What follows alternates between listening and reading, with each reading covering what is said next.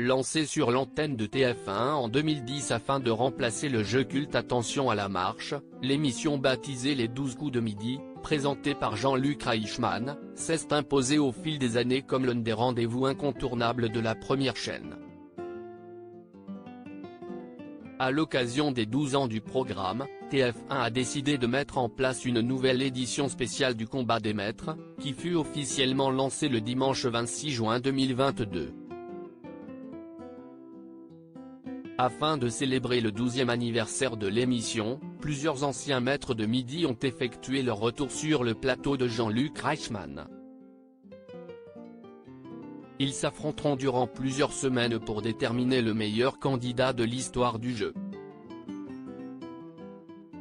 Après 4320 émissions soit 12 ans de rire, de coups de cœur, coups de génie, ou encore coups de folie, 56 maîtres de midi reviennent exceptionnellement s'affronter durant 2 semaines.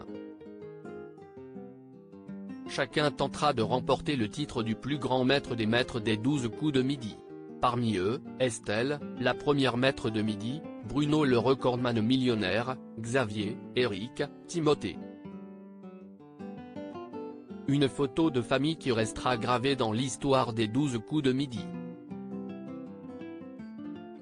Du jeu, des rires, de l'émotion, des cadeaux et de nombreuses surprises, voici les ingrédients indispensables pour fêter cet extraordinaire événement, a indiqué TF1 dans son communiqué.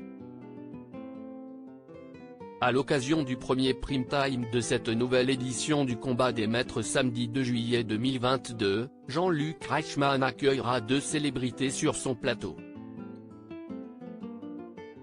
Les 12 coups de midi, Jeff Panaclock et Olivier Barou seront les chefs d'équipe après une première semaine de master acharné dans laquelle, chaque jour, 4 maîtres de midi se sont affrontés pour tenter de se qualifier pour la grande soirée événement. Les 7 vainqueurs de la semaine défendront leur place le samedi 2 juillet en prime time. À la tête de chaque équipe, un invité sera présent pour célébrer ce 12e anniversaire, Jeff Panaclock et Olivier Barou.